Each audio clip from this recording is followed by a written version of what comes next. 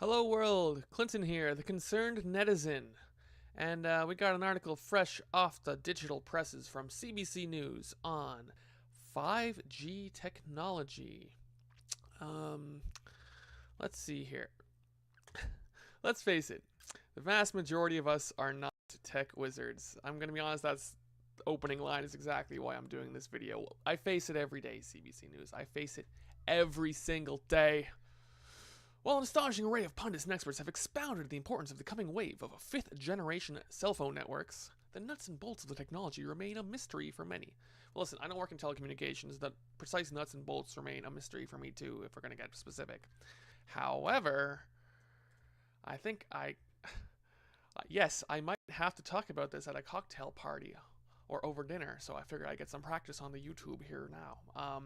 So, cell phones in the 80s were first generation.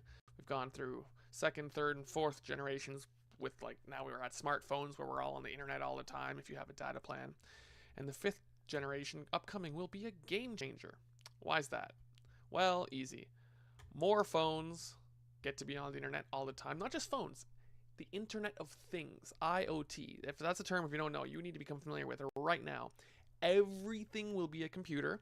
Everything will have an antenna in it connecting to the internet. Everything. And they will all be talking to each other all around you all the time. Because as a consumer, you want to buy stuff that makes your life easier, apparently, and you're just going to live in one giant machine where you're surrounded by everything, and you're going to pay for it too, for the latest and greatest, right?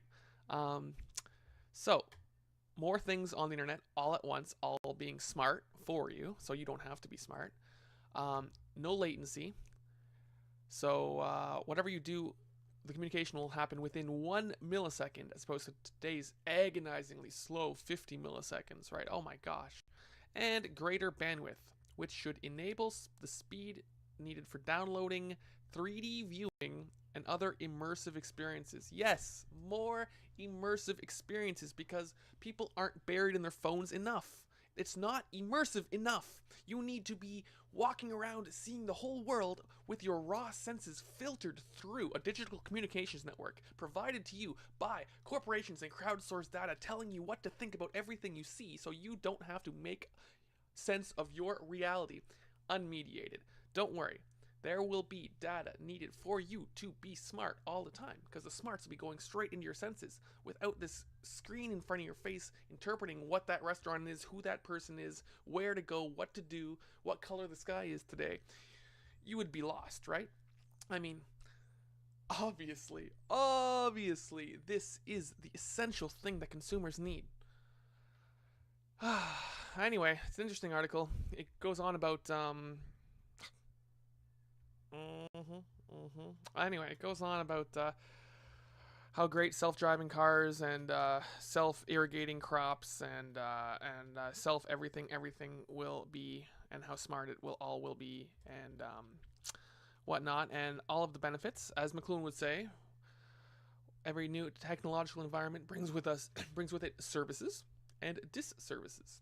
Of course, the people who want to sell stuff to you don't want to stress any of the disservices, which is why it is incumbent upon all of us to think for ourselves. And by think for ourselves, I mean go to Google and ask it whether the products Google is trying to sell you offer services, obviously.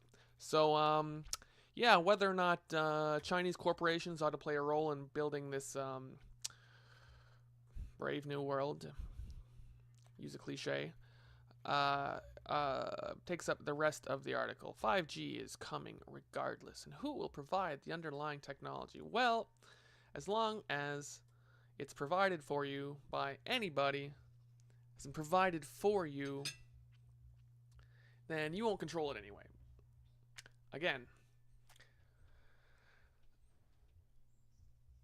as I tried to get at in my last video, an understanding of material reality itself is incumbent upon a sense of stability and understanding and comprehension and mastery of your world, what your mind can focus on, think about within your vicinity, what you have, some knowledge of, gives you a sense of grounding in material reality.